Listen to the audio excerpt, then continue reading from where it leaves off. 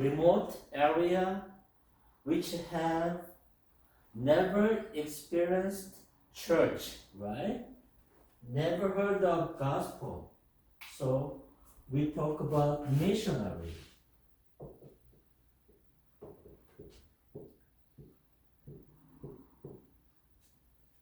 I heard some kind of news, and then I did a little bit of research. Okay, before I am talking about that, I like to do missionary, okay, point of view. What is church growth? Okay, you go to area, people there, they never heard of Jesus. They never read Bible, okay? And then you build church there to another area, you build another church there. That is also church growth. Because the area, people who live in there, they never heard of Jesus. So you plant church, have them convert to Christian. Always comes with converting, right?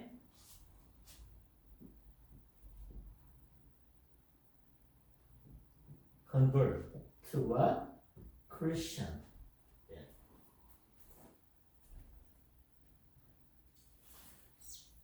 When you go to remote area, make people come to church, have them convert from non-believer to believer.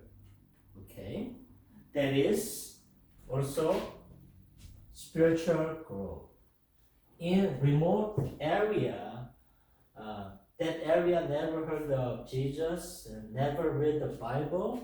The missionary, they go there, then they build church, have indigenous people live there, come to church, have them convert to believer. That is what missionary does, right? That is also we call church growth. Okay. Then what we can do to make people over there come to church, read the Bible, do prayer. To do this, what missionary has to do it? Have to do to make people come to church. So we need tool, right? What is common tool? What is principle? Okay, just remember, just understand. You don't need to remember, okay? Just understand. You go area, people who have totally different culture of yours, right? So when you do missionary work, we have to do have mindset with cross-cultural mindset.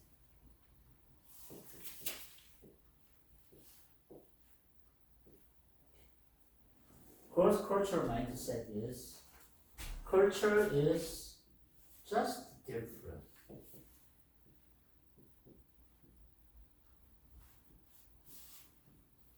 Just different from yours. Okay? Culture is just different yours. And when you go there, new area, you have to respect it. Respect their culture. To respect their culture, what could be follow? Language, right? You have to learn their language. What could be other factors that you perform cross-cultural activity? It could be you respect, you do their customs, traditions. It's part of culture.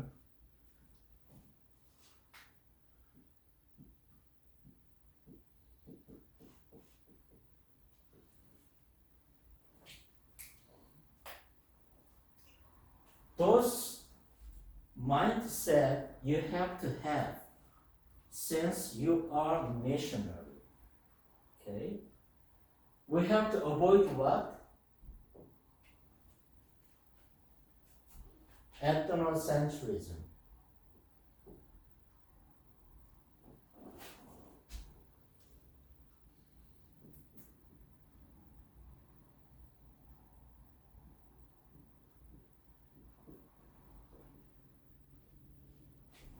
Ethnocentrism is what? Like, most advanced countries, developed countries, like, American culture is best. American culture is superior than any other country. Like, Japanese culture is better than Korean culture. Korean culture is better than Chinese culture. That is ethnocentrism.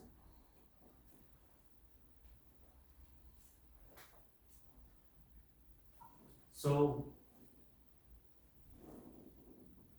we never go with this ethnocentrism.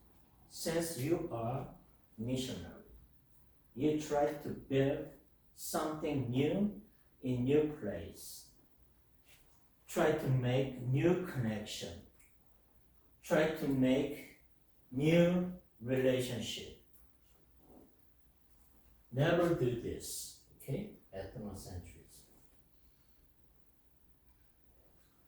Then, how you can approach to the people in new area. You learn their language, you practice their tradition and customs, you respect their culture. Why we do this? Why? To make connection.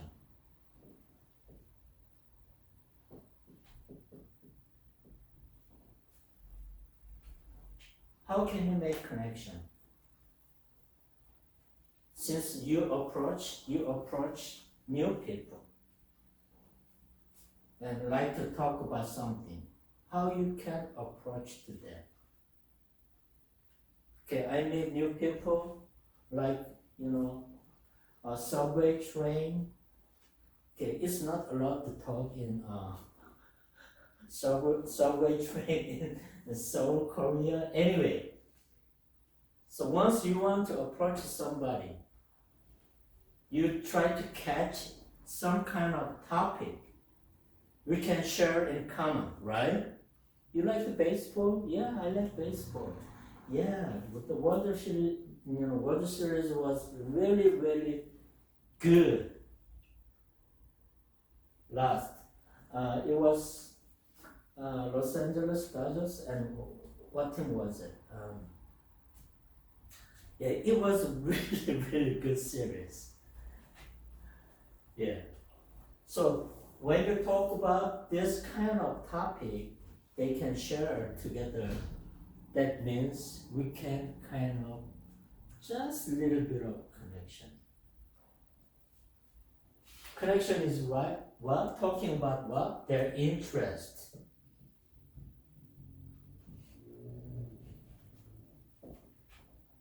Especially when you go to the missionary field area, their interest. Usually, a missionary, they go to an underdeveloped country, right?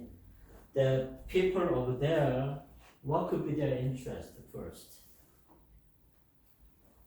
yeah, we don't have many convenient,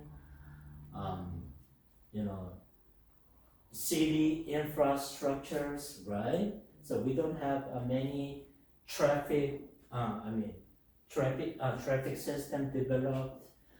We don't have like sewer line is not developed. We don't have access to internet, something like that, right? That's their interest. And then also when you see their interest, you can find their needs.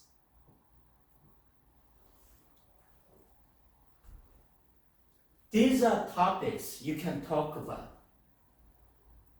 to help them resolve their interest and their needs. You can make connection. To do this, you have to do cross-cultural mindset. Another word, cross-cultural mindset is what? Empathy. We talked about empathy, right?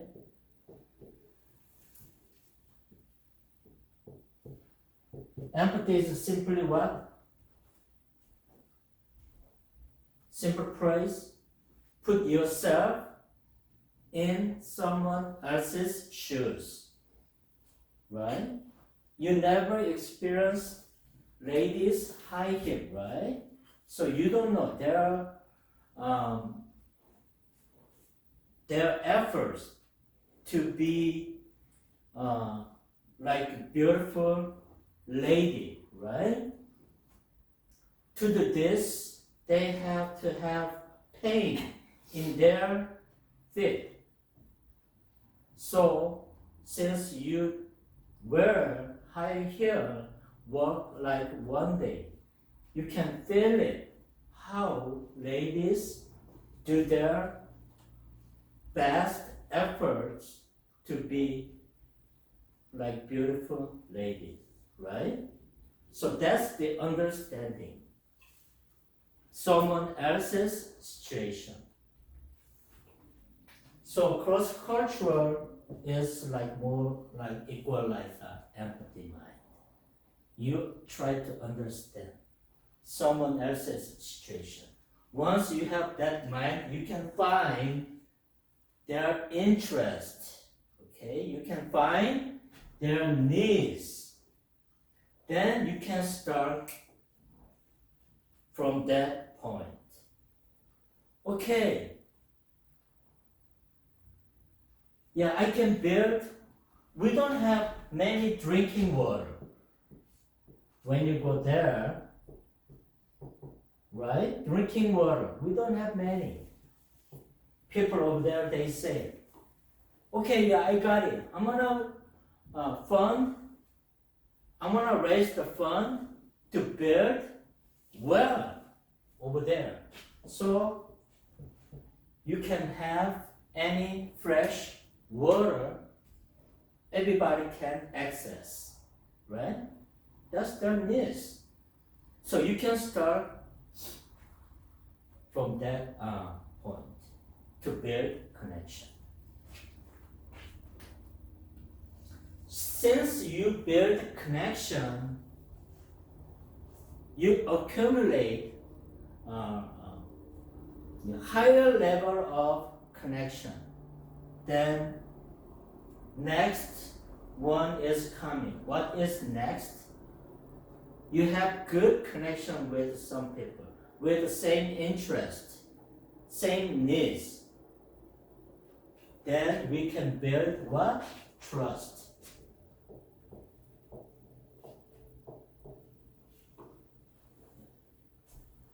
True trust means like what? True relationship.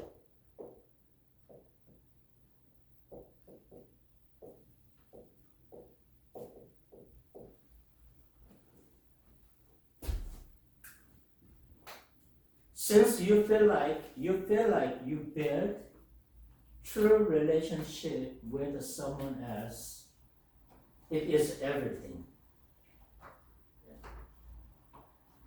You build you connect with good communication, good respect of their cultures. You understand their needs, you understand their interest.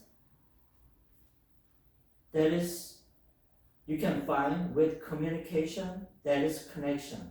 Once connection is built, it should be developed to relationship. Relationship, we're talking about true relationship. True relationship is what? About trust. I trust you, you trust me. That is true relationship. Since you build that relationship, everything goes way easier without when people don't have true relationship with trust. So this is all about relationship. Relationship is what? It is based on trust.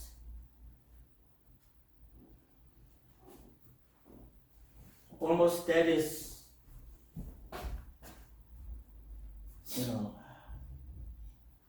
broadly, corely, it is a missionary work.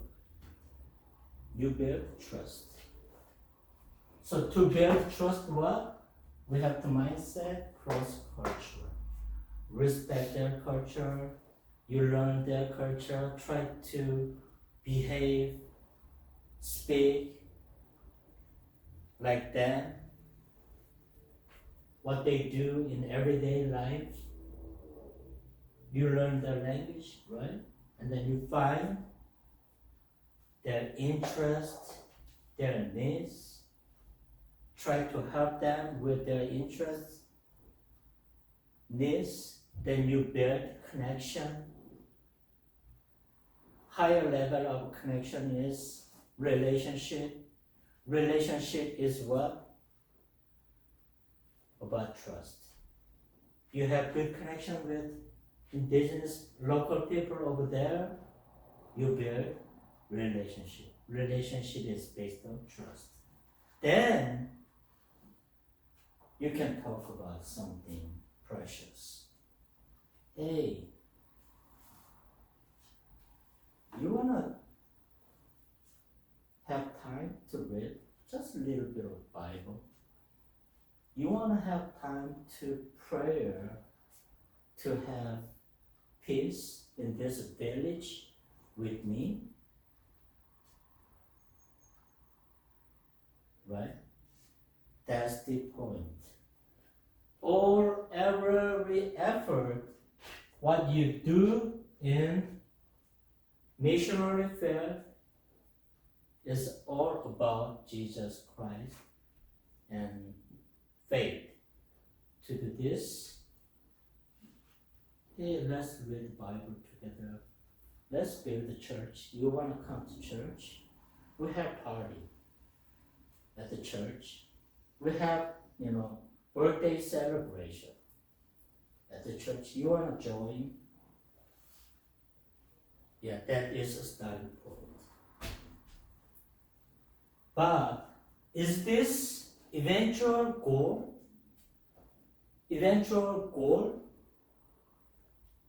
That is the purpose? No. These are all tools to have people come to church, have them convert to believer. Okay? Cross-cultural, empathy mind, connection, relationship, these are all tools to have people come to church, read the Bible, have faith in Jesus.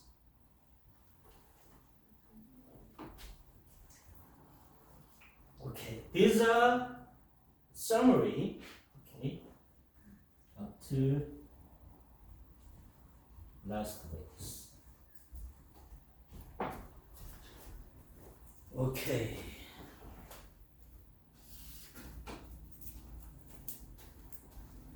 let's go. Keep continuing with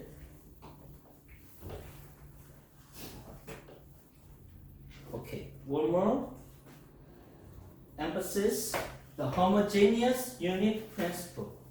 Okay, it is related to what? Cross-cultural. Cross-cultural is what? You respect their culture. You try to behave. You try to speak their language. Okay, that is cross-cultural. Then let's move on to other topics. Okay. Sometimes people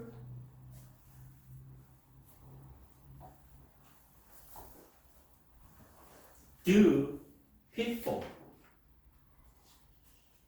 I mean, some missionary, they make mistake. Okay. When they don't have a strong mind on having this local people to convert to believer. Okay. Up to this point, what I was talking about is just a tool. Okay, tool is cross-cultural, empathy mind. Okay, make connection. Connection is building relationship, right? Once you build a relationship, try to put more trust on that relationship, right? These are all tools. Tool for what? To bring people to the church, help them convert to believer. That is final goal. Goal, right? So when you do this, you always have to prioritize the gospel. Okay?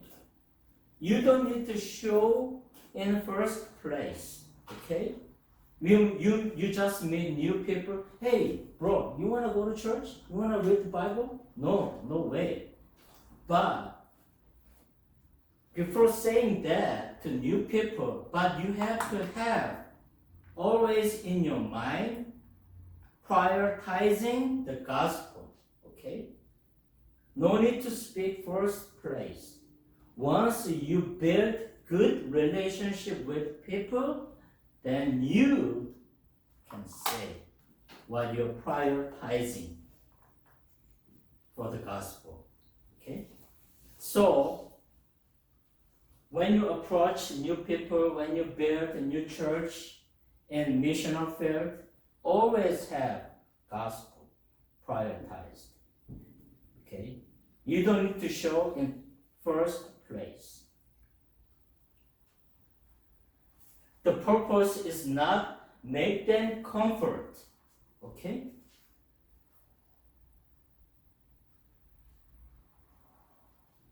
Make them convert to believer. That is prioritizing. Okay, so when you see the book of Galatians, chapter 3, verse 28, that reminds us gospel erases hierarchical distinction. Hierarchical distinction. It's like, hierarchical.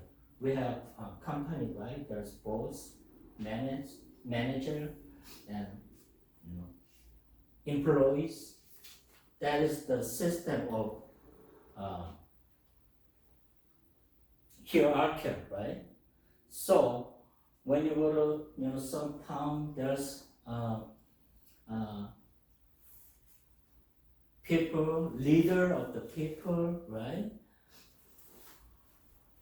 But erase hierarchical distinction. That means we are all same people. Whatever they have position in the society, higher position, doesn't matter. How much they have money, it doesn't really matter. How educationally they educated, it doesn't matter. Okay? So ethically, we can apply HUP, homogeneous unit principle. That is not the purpose of evangelism or church building, church planting. Okay? Homogeneous unit principle is just a tool, okay, to communicate with people, make relationship with people. Here, Galatians chapter 3:28. There's neither Jew nor Greek. There's neither slave nor free. There is no male, no female, for you are all one in Jesus Christ. What is the pitfall of HUP? Homogeneous unit principle. When you approach new people, it is easier for you to build church to the people who have same culture, same language, right? Same economic, social economic level. That's easier, but it is not purpose. When you do that, you go another group of people, high level of, people who have high level of society, like lawyers, CEOs, professors. So you separate those high level of people from normal people. Okay? That's not the purpose. HUP. First, you can easily approach same group. Okay? People who have same interest, same needs, right? It is easier, but you cannot go forever segregate, divided people with another group of normal people, another group of high ranked people. That's not a purpose. Here, Galatians says we are all unity, even though we have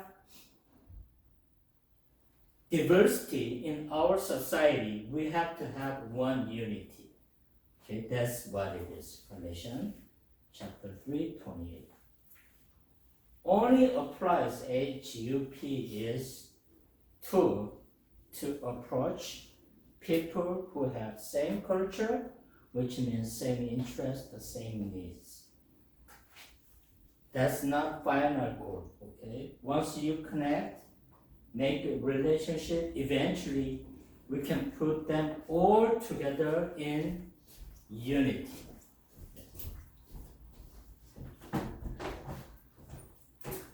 Normal people goes church, high level society people, they go to church. In one night, they do prayer, sing, they listen, gospel, sing. That's the purpose. Unity.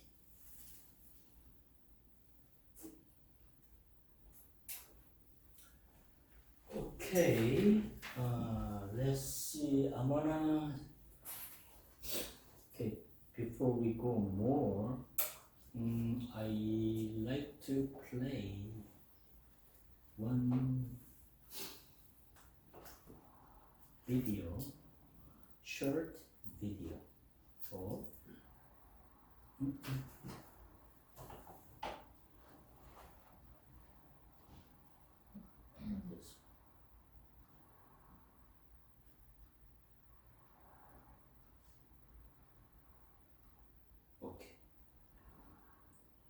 here, what is cross-cultural evangelism?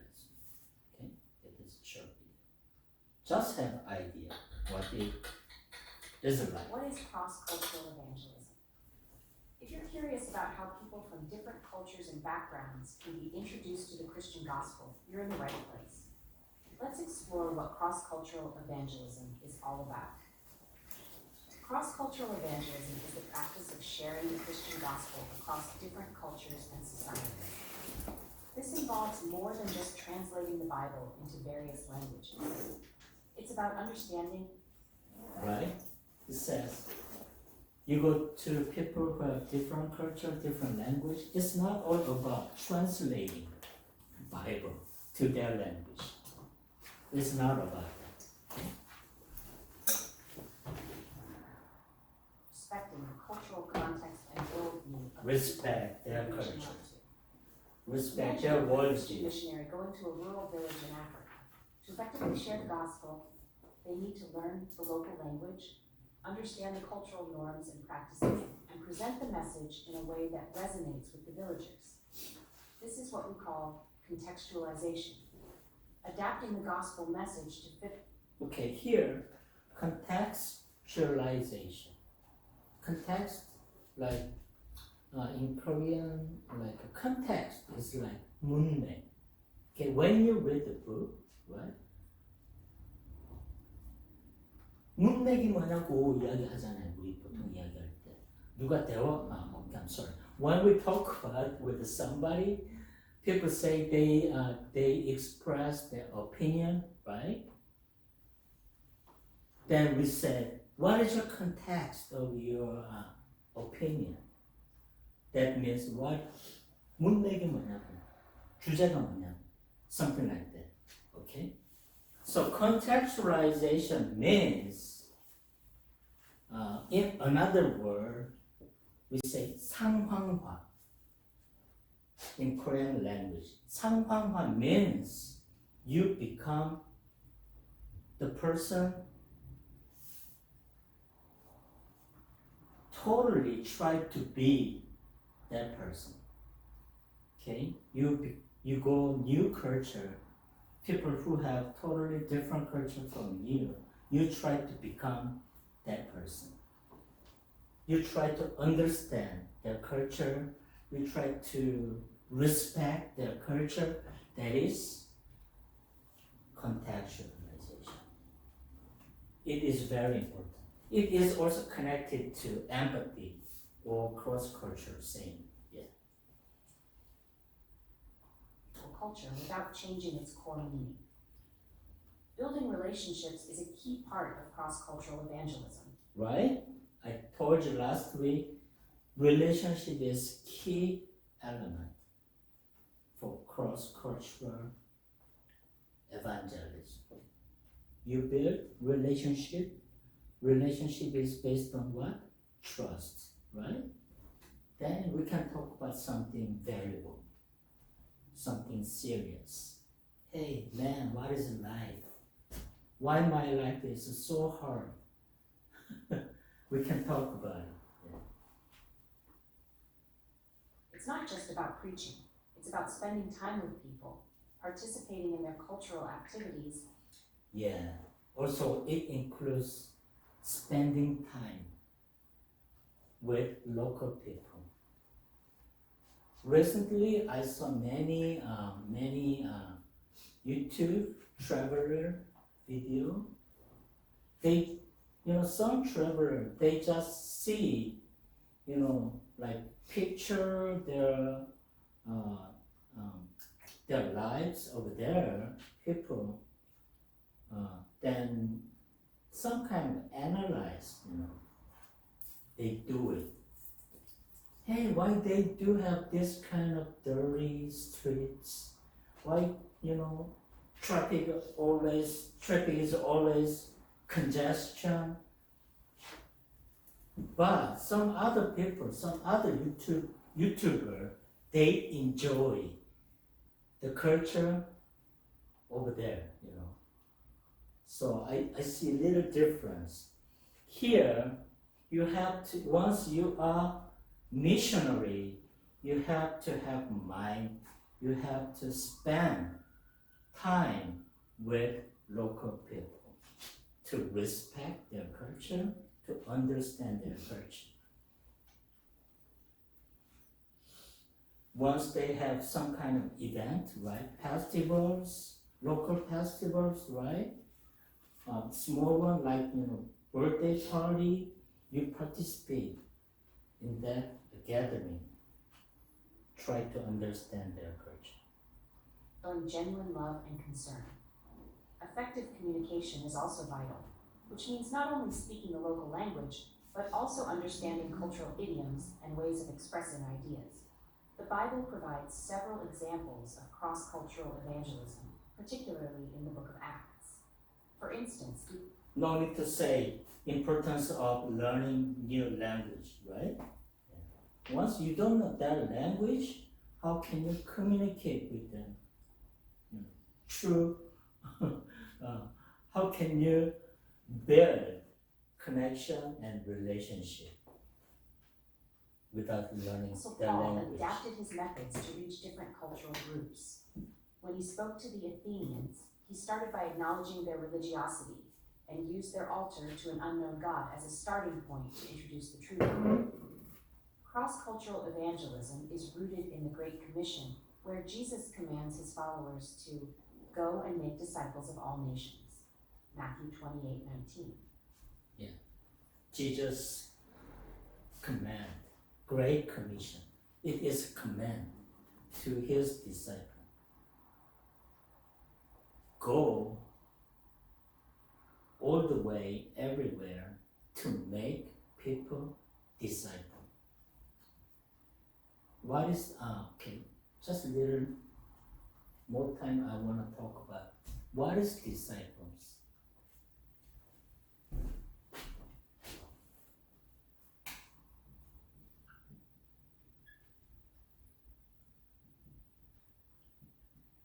Is this right spelling?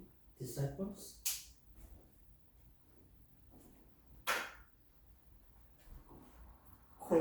In Korean,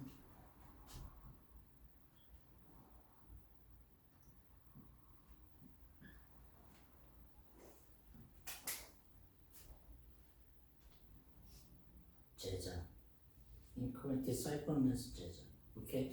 You are interested in learning martial art, right? Okay? Taekwondo, let's say. You go to Taekwondo master. You only learn master's technique to fight well? No, right? You learn what? The spiritual learning, right? You have to always obey. You always have to listen to masters. You always have to respect other people, right?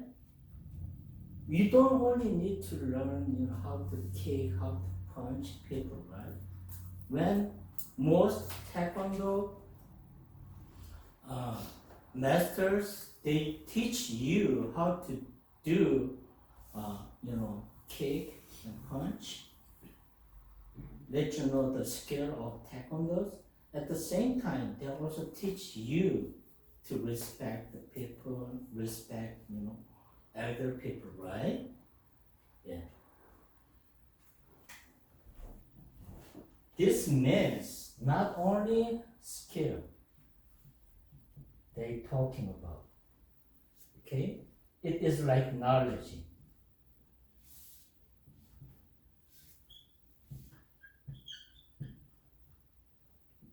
Not only about skill and knowledge. When you do disciple, when you become disciple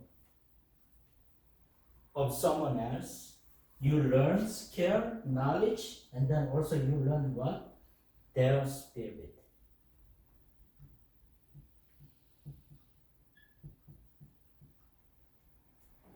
That is discipleship.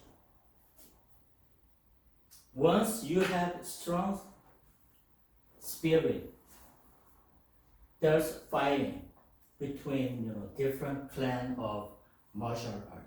There are two different. Okay, when you see the movie like Bruce Lee movies, it's classic movies.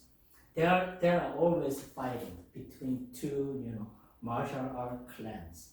They collide each other, but one of their, the learner, I want to die for my master. Yeah, I want to protect my clan. Why? Because they have spirit. Yeah. You don't understand what I'm saying, right? Yeah. Because they have spirit. They not only, learn only about skills and techniques and knowledges. They also have the spirit of master and the spirit of the master's clan, That's why, I want to fight for my clan when other clan comes to fight. So, disciple means you have to have knowledge, skills, and then you also have to have spirit. Spirit is what? I want to be like Jesus Christ.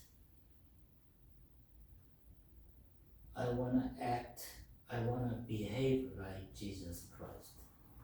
He sacrificed himself. He gave up his life for the people's sin, right? So I want to do the same thing. I try to do the same thing. Honestly, That's what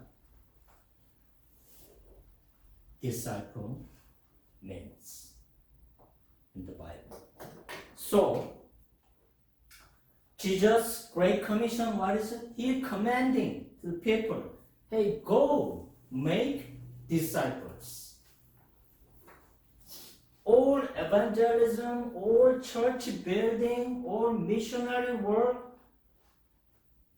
coming from this command. Why you want to go to church? Why you build the church? Why we want to have increase the number of church members? Why? Why we go to mission? Why you want to become missionary? Why you want to be, pastor? Why you want to be minister? This is all because of Great Commission.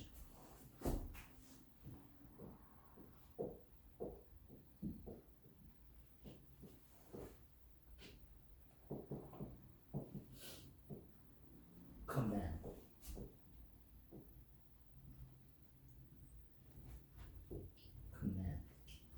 Command is what? Order. Jesus gave his disciple order. Go make disciples. Here, nations refers to ethnic groups or cultures, emphasizing the call to reach diverse peoples. One of the challenges in cross-cultural evangelism is avoiding syncretism, the mixing of the gospel with local beliefs that could distort the message. Evangelists must present a clear and uncompromised gospel while respecting cultural expressions that do not contradict biblical truths. The role of the Holy Spirit is also crucial in cross-cultural evangelism. The Spirit provides wisdom, boldness, and the ability to communicate the gospel across cultural divides, as seen in Acts 10, where the Spirit orchestrates the meeting between Peter and Cornelius, a Gentile. In today's globalized world, cross-cultural evangelism can happen both internationally and domestically. Missionaries, church planters, and lay Christians use various tools, including technology and media, to reach people from different backgrounds. So, cross-cultural evangelism is right. It's not only cross-cultural. Is not only applied to the country you never visited, right? Totally like Filipino culture, Vietnamese culture. When you go out of America for missionary, also that applies to here, cross-culture. evangelism. Okay, like big church, mega churches, there are many different group of people, right? That means people have just little different, cultural backgrounds. There's some big churches, there's, Chinese group, Korean group, and white people group, right? So you can also apply that cross-cultural evangelism to, different groups who have different cultural background.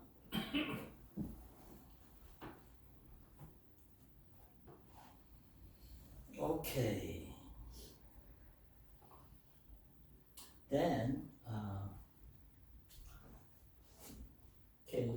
another topic I like to talk about is, you guys know Paul, right? Paul. Okay.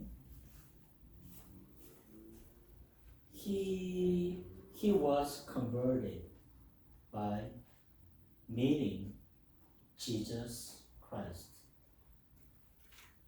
on the road to Damascus. Damascus is a city name in Middle East, Syria. Have you guys heard of Syria? Right? Many years ago, there was a civil war in Syria. Okay, that's a city. It is a big city, Damascus, Syria. Ancient time, like 2,000 years ago, there was also a big city in Syria. We call Damascus. Okay. Okay. Here, a little bit of background of Paul. Paul is Jewish. Okay. He's Israeli. He had citizenship of Roman Empire. He is a citizen of Roman Empire. He was raised with good education, Good education means he learned Roman Empire laws and then, all the benefits of Roman Empire. He also learned a good Jewish culture. He is kind of expert of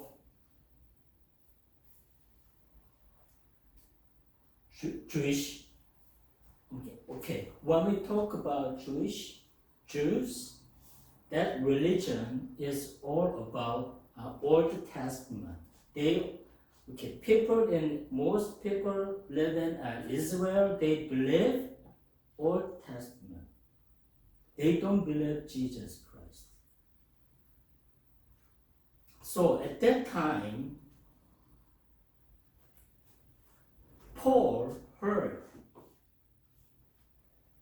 one person came suddenly.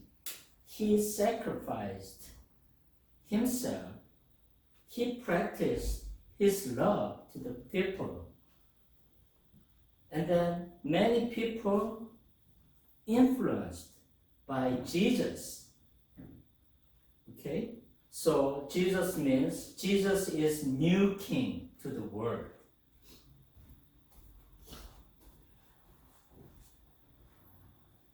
Paul thought influence of Jesus might destroy Jew culture, Jewish religion. Okay, so that time on the way to the Damascus, why he went to Damascus? Because he wanted to prosecute. He wanted to take people who believe in Jesus, okay? They put them in prison. That was his job originally. But anyhow, in vision, on the way to Damascus, Paul met Jesus Christ. Jesus said to Paul, "Why are you prosecuting me? Why you want to put me in jail and prison?" In that instant, in that event, eventually Paul, dramatically converted himself to believe in Jesus Christ. Since then, he quit everything what he had done to prosecute people who believe in Jesus. Okay? He quit everything. Then he became missionary. He tried to spread the love of Jesus. He tried to spread the message of Jesus. So eventually, he made totally fourth missionary trip for many, many years to cities, Turkey, Syria, Israel. Even he went to visit Spain too. The area of Mediterranean Sea, right? Yeah, those areas he traveled 3 times, and eventually fourth time, last trip, he went to Rome, and he died there. Actually, he got murdered, 순교, in Korean word, by Roman Empire. Okay, I want to show a little bit of Paul. Okay, when he travels many, many different cities, how he can, have you think about how he can communicate with others, how he can influence people with different culture, different tradition. Okay, some people come here, new people come here in our town. He says something like Bible, hey, believe in Jesus, and he go away. Can you become believer? No. He did some kind of connection with local people. He influenced emotionally and logically to the people. Then local people try to believe Jesus. One day he comes, like let's say one day he comes, read the Bible, hey, Jesus said blah blah blah blah blah something. He spent 1 hour and go away.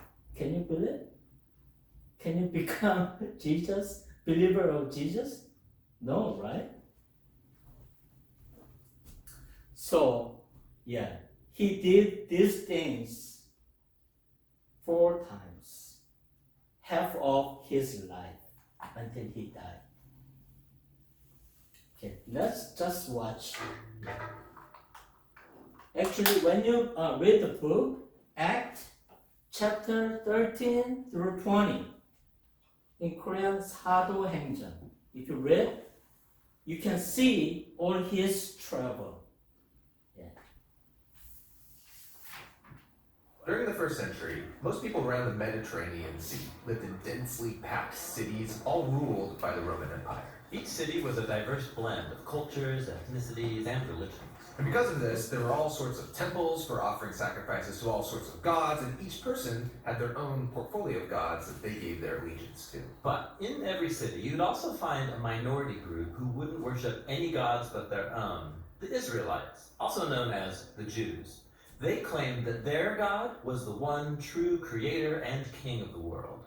Now, all these cities were connected by a network of roads built by the Roman Empire, and so it was easy to move around, to do business, and even spread new ideas. Now, one person familiar with these roads was the Apostle Paul. He spent the second half of his life traveling from city to city, announcing that Israel's God had appointed a new king over the nations. This king wasn't like anyone that come before him. Right. Most kings rule with aggression or power, but this new king rules with self-sacrifice and love. His name is Jesus, and Paul is his herald, who's inviting all people to live under this king's rule. The stories of Paul's travels and how people received this message, that's what the third part of Acts is all about. For some time, Paul's home base had been in the city of Antioch. And from there, he and his co-workers went out on 3 road trips, traveling by land and by sea to strategic cities throughout the empire. In each city, Paul's custom was to go first to the Jewish synagogue where his people gathered. He'd start teaching and showing how the Messianic king promised in the Hebrew scriptures is Jesus of Nazareth. And some believed this news, others didn't, and still others thought this. Okay, when he met many different people with different groups, Jewish people, Gentiles, Romans. When he approached different people with different cultures, he acted differently. Okay, and also he did. Jews religion. What is the king of the old world? Okay, the God, right? Jehovah. Some people says in context in Old Testament, Jehovah. So some people say Adonai. That means also God. Okay, that's the only God in Jew culture religion. But synagogue means like old shape of church in Jewish culture. Okay, some teacher they preaching, they read the Old Testament, Old Bible, okay, Old Testament to the people. That is traditional Jewish church. That is synagogue. He went there. He preaches. Hey guys, the king up to this point you have known is not king. We have new king. That is Jesus Christ. So people do riot. This is So misleading and dangerous, they would incite riots to kick Paul out of town. And so that's when Paul would take to the bustling city marketplace. He would set up shop there to make and sell leather tents to cover his. Okay, he did preaching in marketplace. Like, he went there grocery markets in modern times, right? He did preaching. Also, his job for make living is he was tent maker. Pause, yeah. See the tent? He And was here, Paul kept making sharing tents. news about the risen King That's Jesus. how he made Anybody living. would listen. He was often misunderstood as just promoting a new god. One time he prayed for a sick person. Because he quit every benefit as citizen of a Roman Empire or prosecutor of Jesus believers, right? So he couldn't do that job anymore. So he tried to make he was making tent to make his life living. And they were healed, and everyone around thought he must be a Greek god that came down to visit them. But Paul insisted there's only one true God, and he was his servant.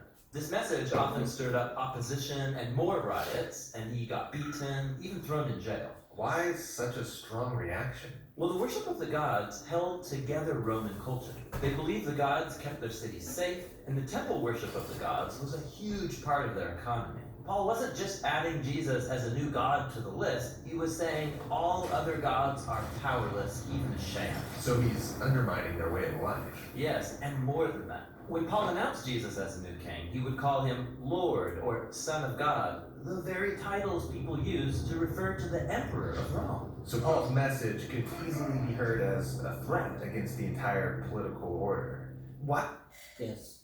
At this time, Roman Empire is human God, okay? Came from heaven.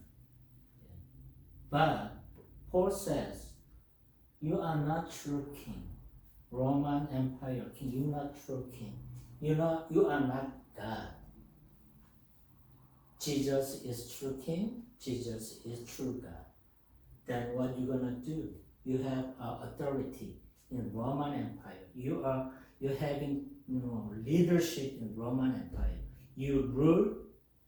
Okay. You are the person who have authority in Roman Empire, right? And you rule people over there.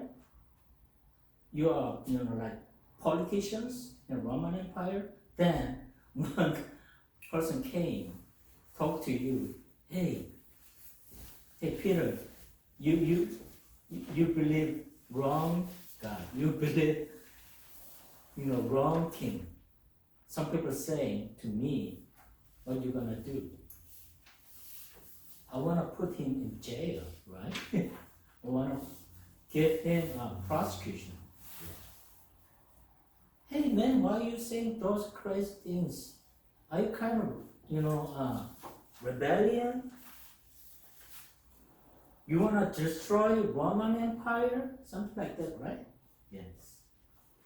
So he got in, he was put in Anyone join prison. this movement? And it sounds dangerous. Well, people were captivated by the story of Jesus and how his love created communities where all people were treated as equals, regardless of ethnicity, gender, or economic status. These people formed new families that would eat together. They lived sacrificially and took care of their poor. They lived like Jesus actually was the king. Right.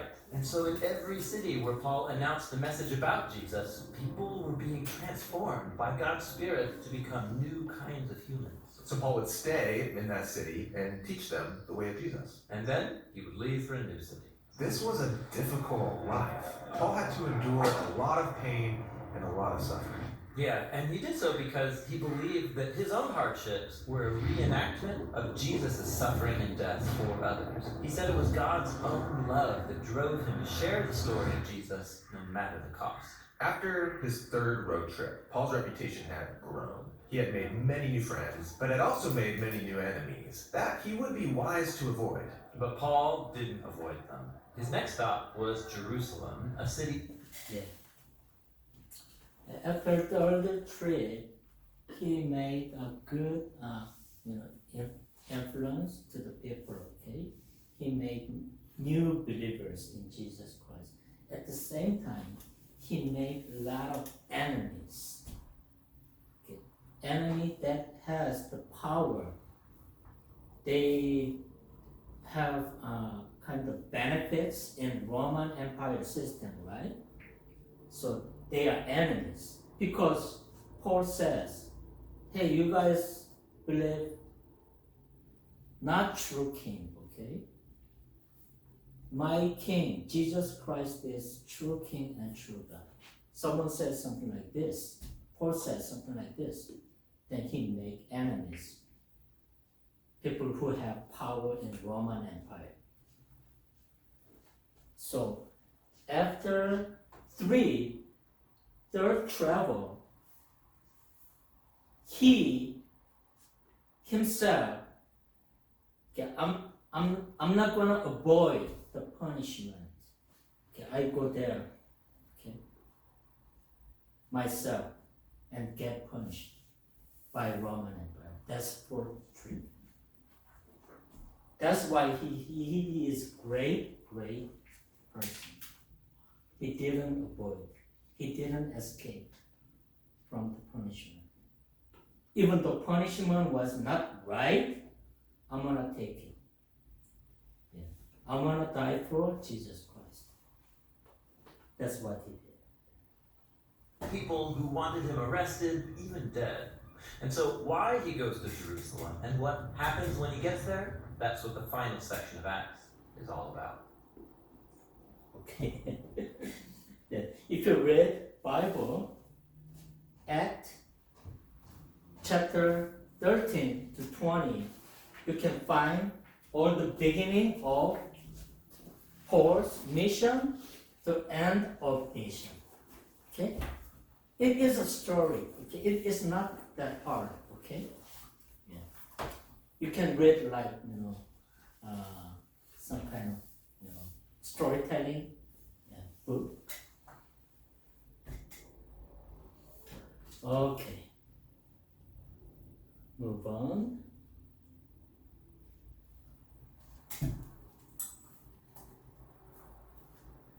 Okay, here, okay, another small topic, contextualize without compromising. Contextualize, okay. You become, when you go to a new place for evangelism, right? you build a relationship, you make connection with people, you do, you act like, you try to become, that person. You try to learn their language, okay? You try to learn the culture, but you never compromise. You always have to have in your mind what? You always prioritize. Even though you act like normal people, local people, but you have to have mindset prioritizing what? Gospel. Okay. You never compromise gospel. You are not there to make people comfort. Eventually, you dare to make people convert to believer. That is prioritizing mindset. You spreading gospel to the people. This is all about. Okay, Corinthians chapter 9:22. To the weak, I become weak. Yeah. That I might win weak. I have become all things to all people. Isn't that amazing? That is all about cross-cultural. Yeah. When you meet black people, you become black people. You become, Chinese people, you become Chinese people. You become Japanese people, you become Japanese.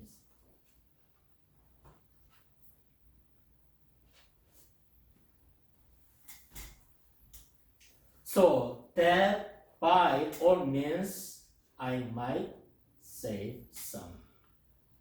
Maybe I can save some people. I can make people convert to believer.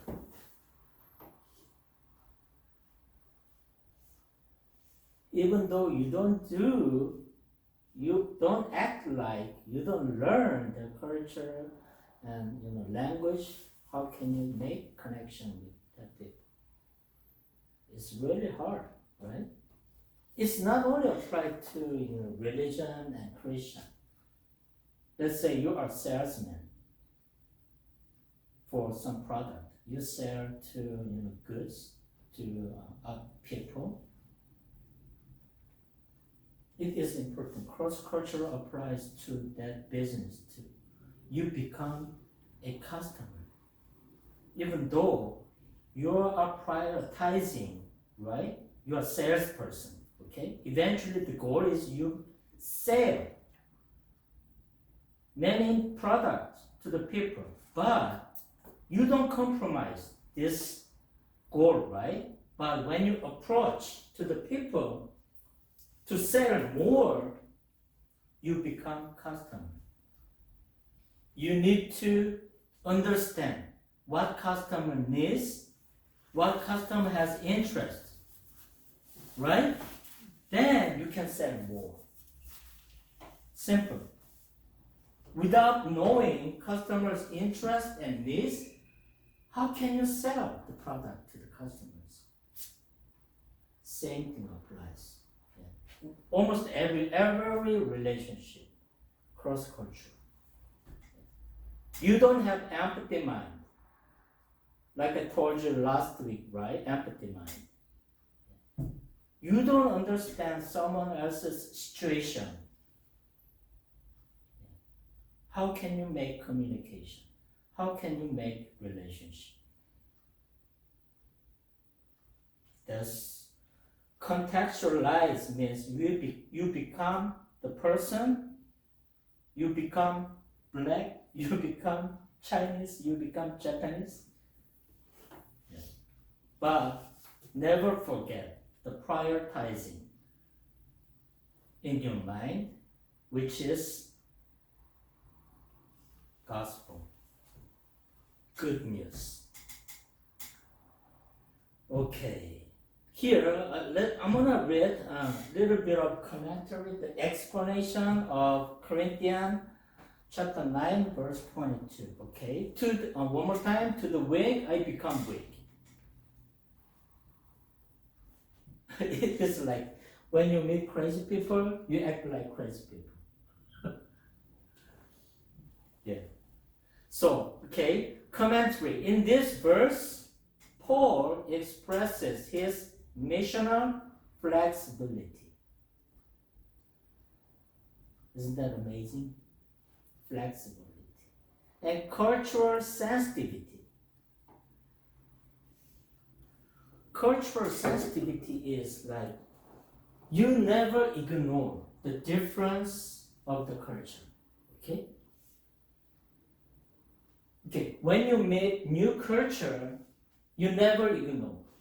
You see what their culture is different from yours. Okay?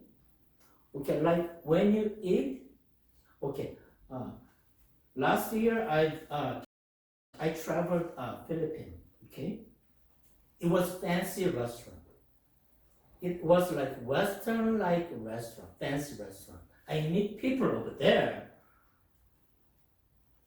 The food was served, and local people I meet, they were eating with bare hands. I never known that, okay? Because influence of Western culture, like, American culture, right? Philippines is more like Americanized, but local people, they were eating with their bare hands, without spoon and fork.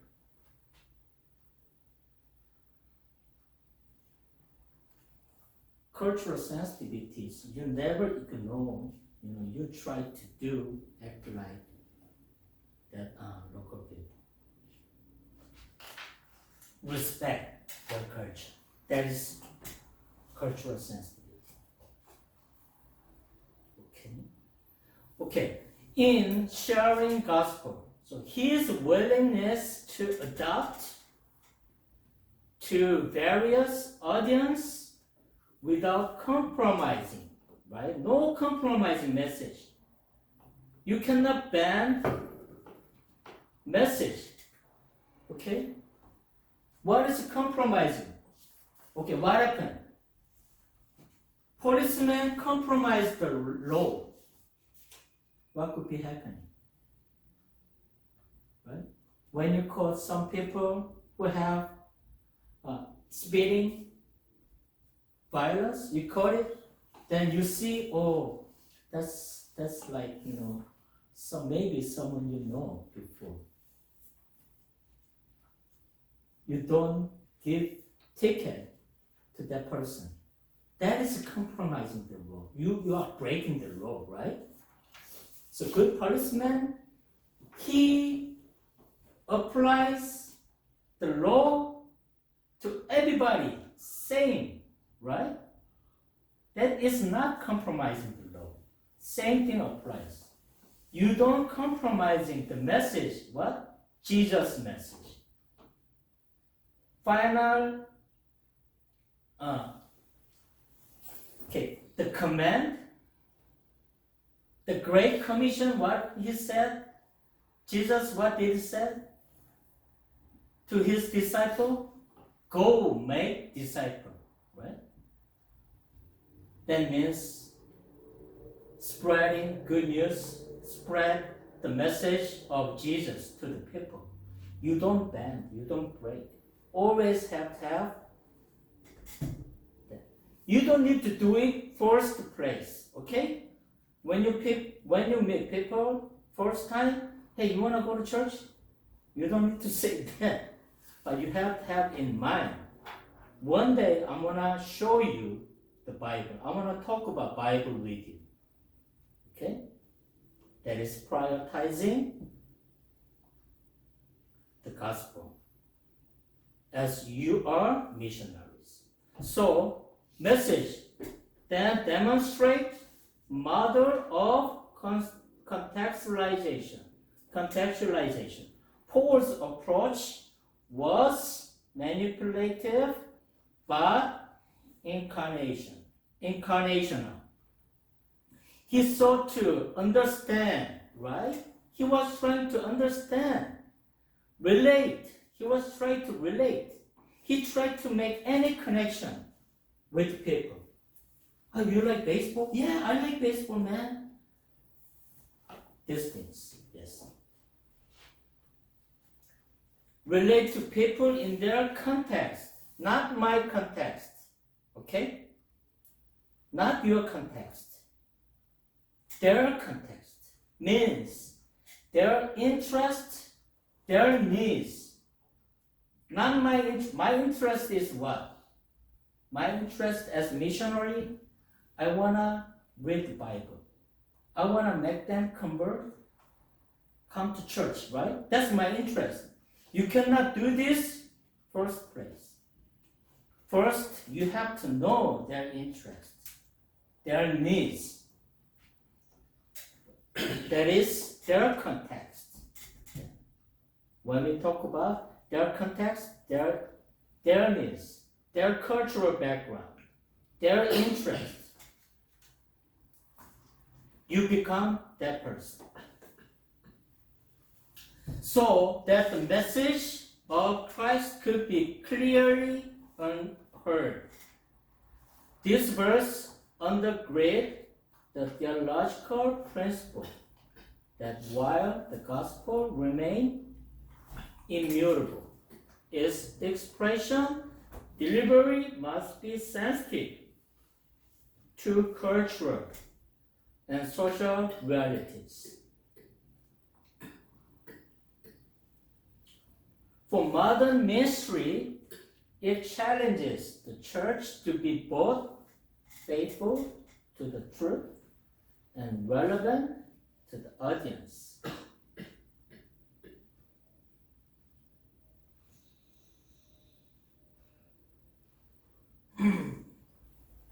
Okay, this is just reading, okay? I explained, a moment ago, okay?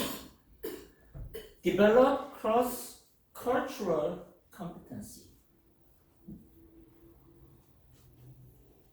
Competency is like, in other words, ability to do better cross-cultural. You have to practice. You have to learn how to cross-cultural. You do well cross-cultural,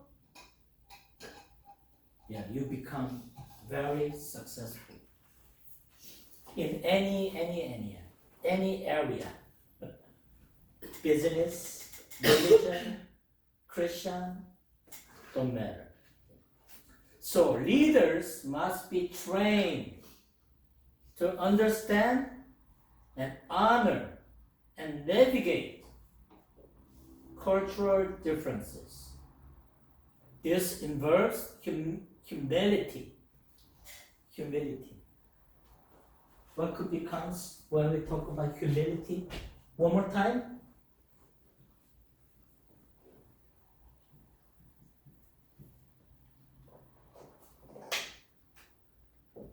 Remember?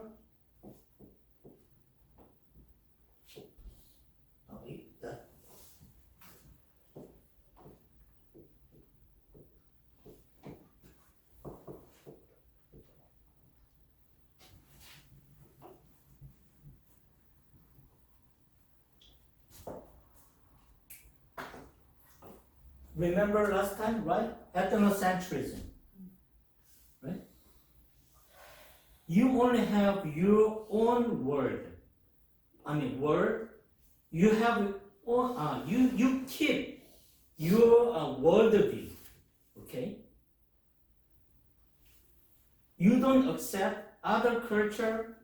You don't accept other worldview. That is ethnocentrism.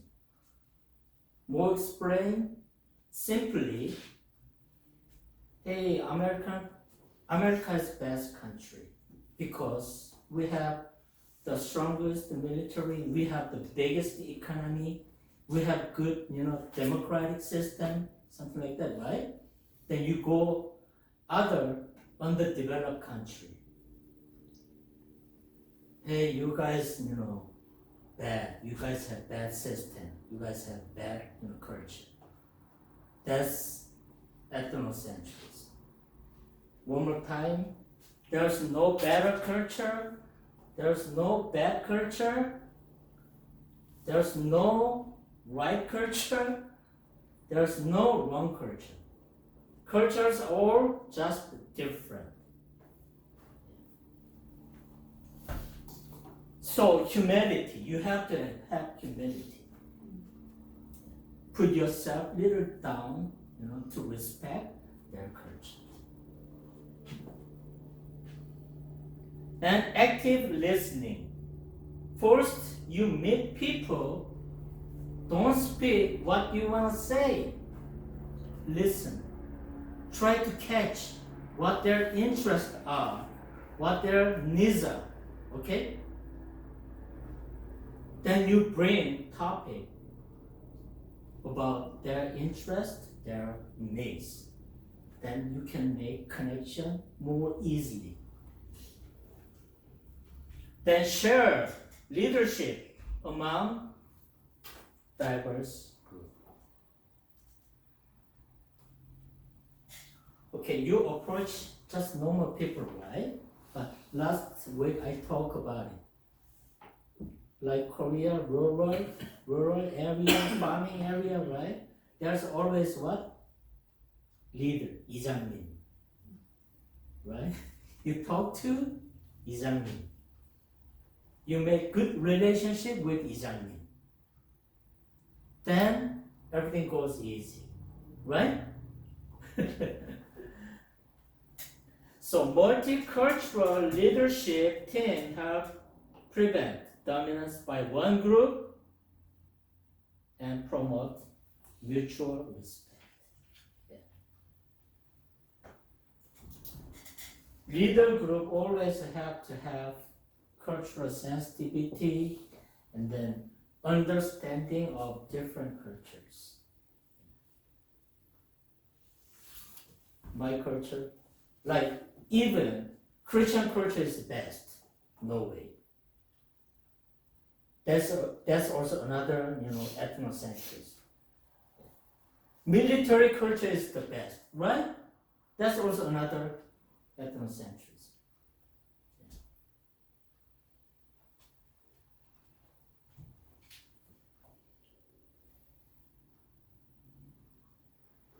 And foster shared spaces of worship and service.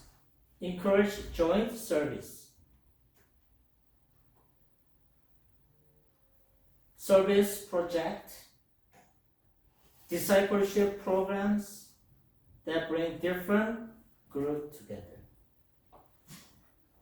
First, you approach with her principle, right? Homogeneous unit principle. When you approach first, you approach same group. One group who has same culture, same, educational, same economical background, right? Because people in that group, they have similar interests and needs, right?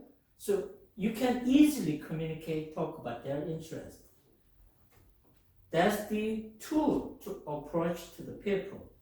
But eventually you make connection with that people. Okay, let's say there's a farmer group in the church, okay? And then another group, there's doctors groups, right? You cannot go forever with the group segregation, okay? Eventually you have to put them together in one unity. Yeah. To do this, you have to do joint service, any other things. We can share many things in common in Jesus Christ. Yeah. That is joint service. Okay, Ephesians chapter 2. Okay, I'm gonna finish this one. Yeah, then we can wrap up. Okay, chapter 2. verse 14, 16. For he himself is our peace, who has made us both one and has broken down in his flesh the dividing wall of hostility, by abolishing the law of commandments expressed in ordinances, that he might create in himself one new man in place of two, so making peace, and might reconcile us both to God and one body through the cross, thereby killing the hostility. Here, it is simple. Last sentence, Jesus reconciled. Reconcile means like recovering relationship. Yeah. Some in a household, father and son relationship was not good, right? Okay, when I was young, I told my dad it was very rude. I shouldn't say that way, but when I was young, 나는 아빠처럼 살지 않을 거예요. Something like this. Yeah, make him cry, right? So I argued many times with my father, and then relationship was kind of broke. Yeah. Then later, when I got married, I have children. Then I understood how my father went through his life so hard, Okay, so reconcile means recovering the relationship. Okay, relationship with who? People and God. Because of our sin, the relationship was broken. Jesus came to reconnect the relationship with God. That's reconcile. So, also reconcile means we have different background, cultural background, different situation, different interests. Okay, eventually also with the Bible, written Bible, we reconcile each other. We build trusting relationship together. That is also reconcile. Okay, quick reading, okay? Commentary. In this passage, Paul revels in reconciling power of Christ's work on the cross. Jesus himself is the source of peace, uniting Jews and Gentiles. Two groups, once separated by social, religion, cultural barriers, right? Right. The Palestinian Israel. Eventually, we are all same people, but there's barriers between those two peoples, right? We were separated, but into a single new humanity. The dividing wall of hostility refers not only to the Mosaic ceremonial law that separate Israel from nations, but also to broader division that sin creates among people. Also, in God's point of view, we also have walls of each other. We segregate, okay? Let's say I'm your friend, but without faith, we also have, wall between two friends. You feel it that way, right? Sometimes, right? So, among people, we have also wall barriers. We have to have removed that one. Okay, and so through the cross, Christ dismantled these barriers, creating community marked by reconciliation and unity. For the church today, this passage serves as theological corrective to division and segregation, whether racial, cultural, social, economic lines. Any models of church growth, such as homogeneous unit principle, must be evaluated against this vision of unity. HUP is only principle, tool, okay? That's not the goal, okay? Eventually, we have to make unity, breaking the wall between people and God. So must be evaluated against all this vision of unity in Christ, which transcends all human distinctions. Poor people, rich people, educated people, not educated people. We segregate, right? We divide. Hey, I don't want to hang out with that people. Yeah, that's what it is.